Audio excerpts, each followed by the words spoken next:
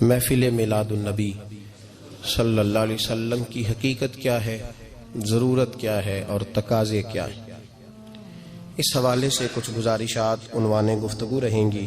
دعا ہے اللہ تبارک و تعالی اپنی ناراضگی والے جملے سے محفوظ فرمائے، اپنی رضا والی بات کرنے کی توفیق عطا فرمائے۔ عزیز بھائیو، قرآن مجید فرقان حمید نے ارشاد فرمایا قل بفضل اللہ، اے محبوب آپ فرما دیں جب اللہ کا فضل ملے، وَبِرَحْمَتِهِ اور اس کی رحمت ملے، فَبِذَلِكَ فَلْيَفْرَحُوا تو انہیں چاہیے کہ خوشی کا اظہار کریں۔ سورہ یونس کی آیت نمبر 58 ہے۔ جب اللہ کا فضل اور اس کی رحمت ملے تو خوشی کا اظہار کرو، خوشی کا۔ اسلام مسرتوں کا دین ہے، خوشیوں کا دین ہے۔ نبی پاک سید عالم صلی اللہ تعالی علیہ وسلم کی مسکراہٹ کے اندر وہ حسن تھا کہ کائنات ساری حضور کی مسکراہٹ کی وجہ سے ہی مسکرا رہی ہے۔ حضرت جریر ابن عبداللہ رضی اللہ تعالیٰ عنہ حضور کے صحابی ہیں، وہ فرماتے ہیں کہ جب حضور مدینہ طیبہ تشریف لائے تو میں ملاقات کے لیے حاضر ہوا۔ پہلے دن میں حضور سے ملا تو نبی پاک مسکرا رہے تھے۔ پھر 10 سال میں حضور کو دیکھتا رہا، اور حضور کے وصال سے چند دن پہلے میری جو آخری ملاقات ہوئی تو اس میں بھی میں نے اپنے نبی کو مسکراتے ہی دیکھا ہے۔ اور فاضل بریلوی رحمۃ اللہ تعالی علیہ نے تو اس تخیل کا اور رنگ میں لیا ہے۔ وہ کہتے ہیں حضور کے مسکرانے سے ہی دنیا مسکراتی ہے۔ فرماتے ہیں جس کی تسکی سے روتے ہوئے ہنس پڑے۔ جب حضور ہلکا سا مسکراتے تھے تو رونے والوں کے دل بھی ٹھنڈے ہو جایا کرتے، غمزدہ لوگ مسکراتے تھے۔ حضور کی خوشیاں تقسیم کرتی تھی۔ نبی پاک صلی اللہ علیہ وسلم کا مسکرانا امت کے دلوں کو ٹھنڈا کرتا تھا۔ فرمایا جس کی تسکی سے روتے ہوئے ہنس پڑیں اس تبسم کی عادت پہ لاکھوں سلام۔ اور فرمایا یہ نہیں تھا کہ حضور بڑے تکلف سے مسکراتے تھے، حضور کی تو عادت تھی اس تبسم کی عادت پہ لاکھوں سلام، مسکراتے رہنا، خوشی کا اظہار۔ اسلام بہت ساری چیزوں کا انسان کو پابند کرتا ہے، حدود و قیود میں رہنے کا حکم دیتا ہے۔ صحابہ کرام علیہم رضوان کے ہاں شادی کے موقع پر بارات لے کر کے جانے کا کوئی رواج نہیں تھا۔ حضرت عبد الرحمن ابن عوف رضی اللہ تعالیٰ عنہ جیسے مالدار لوگ بھی شادی کرتے ہیں تو نبی پاک کے بغیر بھی بارات چلی جاتی ہے۔ کوئی کانسیپٹ نہیں اس طرح کا کہ ڈھیروں بارات لے کے جائی جائے۔ حضرت عبد الرحمن ابن عوف کہتے ہیں میں حضور کی بارگاہ میں آیا تو سفید کپڑے پر پیلا زرد نشان تھا۔ حضور نے فرمایا کیا ہوا، یہ داغ کاہے کا؟ عرض کی حضور کل میں نے نکاح کیا تھا۔ تو محبوب نے جو ارشاد فرمایا اس میں فرمایا بڑی اچھی بات ہے، ولیمہ ضرور کرنا، چاہے ایک بکری ہی ذبح کرنا۔ بارات نہیں لے کے جائی جاتی تھی، ولیمے کا حکم دیا۔ اور بخاری میں نبی پاک نے یہ بھی فرمایا جب تمہیں کوئی ولیمے کی دعوت دے تو جایا کرو۔ اچھا، اب شادی کے موقع پر جو بارات لے کے جائی جاتی ہے تو اگرچہ حضور کی سنت نہیں، لیکن اسے ہم حرام نہیں کہتے، اسے ہم ناجائز نہیں کہتے۔ ہم نہیں کہتے کہ یہ تو نے غلط کیا، اگرچہ لے جانا حضور سے ثابت اس مروجہ انداز میں ثابت نہیں، اس طرح ہمارے ہاں جاتے ہیں، لیکن ہم پھر بھی اسے ناجائز۔ کسی صحابی نے اپنے بچے کی شادی پر اپنے گھر میں لائٹنگ نہیں کرائی، لیکن آپ کو دنیا کا کوئی عالم یہ فتویٰ نہیں دے سکتا کہ لائٹنگ کرانا حرام ہے۔ آپ شادی کے موقع پہ ساری گلی سجا لو، آپ ساری چھتوں پہ لائٹنگ کرا لو، کوئی آدمی یہ آپ کو فتویٰ نہیں دے سکتا کہ شادی کے موقع پر لائٹنگ کرانا جائز نہیں۔ کبھی سنا ہے آپ نے کسی سے؟ بولیے یہ جائز ہے، جائز پیسے ہیں تو ٹھیک، بلکہ میں اس سے آگے بڑھتا ہوں، اس سے تھوڑا اور آگے جاتا ہوں۔ حضرت عائشہ صدیقہ رضی اللہ تعالیٰ عنہ فرماتی ہیں میرا جو کمرہ تھا نا جس میں میں حضور کے ساتھ رہتی تھی اور ایک لمبا زندگی کا عرصہ گزارا، اس میں 3 آدمی سو سکتے تھے، چوتھے کے لیے جگہ ہی نہیں تھی، اور کچا تھا۔ کھجور کے تنے کھڑے کر کے اس پر کھجور کے پتوں کی چھت ڈالی گئی تھی۔ میں جب ہاتھ اٹھاتی تھی تو میرا ہاتھ اپنی چھت کو چھو جاتا تھا۔ یہ ہے سنت نبی پاک کی۔ یہ حضور کا طریقہ ہے. بتائیے پکے گھر میں لینٹر والے گھر میں رہنا جائز کہ ناجائز؟ کیوں جی؟ حضور تو کچے مکان میں رہتے تھے، آپ نے کیسے پکا بنا لیا؟ اللہ کی محبوب علی دین کو اس کی اصل بات میں سمجھیں. آپ ایسا نہ کریں جس میں انتشار اور امت تقسیم ہو. اس کا اصل مزاج دیکھیں. مہندی کے موقع پہ اگر کوئی آدمی 6 دیگیں دال چاول کی پکاتا ہے تو منع نہیں، جائز پیسوں سے پکائے.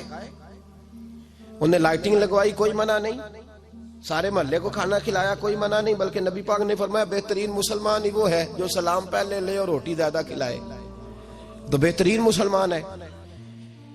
ناجائز کیا ہے؟ ناجائز ہے شادی کے موقع پر بینڈ باجا بجانا، اس میں رقص کرنا، اس میں بھنگڑے ڈالنا، عورتوں مردوں کا اختلاط ہونا، عورتوں کی مووی بنانا، یہ چیزیں ناجائز ہیں. تو جو ناجائز ہے اس پہ پابندی لگائی جائے گی. جو جائز ہے اس کے بارے میں یہ کہا جائے گا کہ بھائی احتیاط کی جائے، سنت کی طرف دیکھا جائے تو بہتر یہی ہے. لیکن اگر کوئی کسی آدمی کے پاس جائز پیسے ہوں، وہ 100 کنال کے گھر میں رہے، اگرچہ سنت یہ نہیں، اور یہ تو کوئی فتویٰ نہیں نہ دے سکتا کہ حرام ہے تیرا 100 کنال کے گھر میں رہنا، کہ ہے فتویٰ کہیں آپ نے سنا. تو ہمارے ہاں تکلیف کا معاملہ یہ ہے. دیکھیں میرے بھائی، کسی بھی صحابی نے، بڑے درد کے ساتھ بات کر رہا ہوں اور یہ میرا درد ہے، میں درد سے اپنے دل کو، اپنے ایمان کو حاضر ناظر کہہ کے بات کر رہا ہوں. امت بٹ جاتی ہے ہر موقع پہ یار، ہر جگہ ہی تقسیم ہو رہی ہے امت مسلمہ.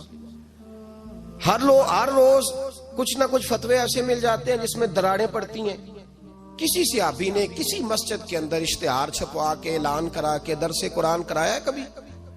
سیرت النبی کا جلسہ، ختم بخاری، مدرسے کا دستار فضیلت کا جلسہ، آپ نے اشتہار پڑھے ہیں نا یہ سارے مکاتب فکر کے؟ ہوتے ہیں کہ نہیں ہوتے؟ کسی صحابی نے اس طرح، وہ تو روز درس قرآن دیتے تھے، لیکن اس طرح اشتہار چھپوا کے، پوسٹر لگا کے، اور مصر سے کسی صحابی کو اسپیشل بلوا کے یا یمن سے بلوا کے مسجد کے اندر کبھی درس قرآن کے اجتماعات کرائے، سیرت النبی کے جلسے، ختم بخاری کے؟ او بھائی یہ ساری چیزیں حضور کے صحابہ کی سنت سے مروجہ انداز میں ثابت نہیں.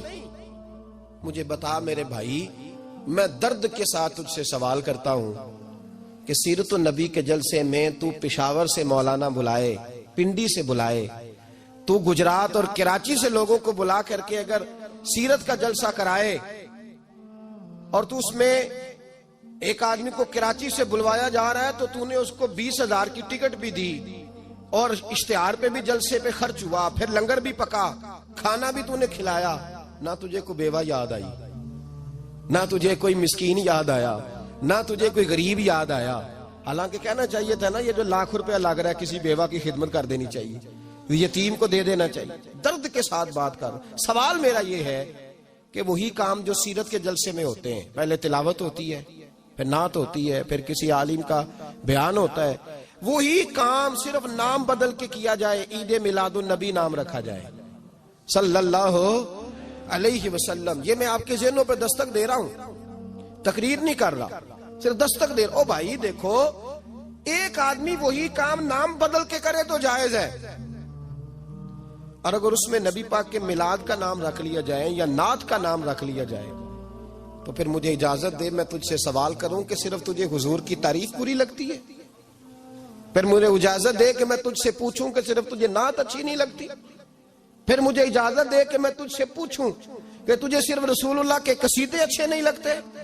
دے مجھے اجازت کہ میں تجھ سے سوال کروں کہ جہاں ذکر رسول کی بات آئے وہاں تو پریشان کیوں ہوتا ہے؟ تجھے پتہ ہی نہیں یہ تو وہ ذکر ہے کہ رب فرماتا ہے تم بیان کرو نہ کرو وَرَفَعْنَا لَكَ ذِكْرَكَ، محبوب میں نے خود تیرے چرچے ساری دنیا میں بلند فرما دیے.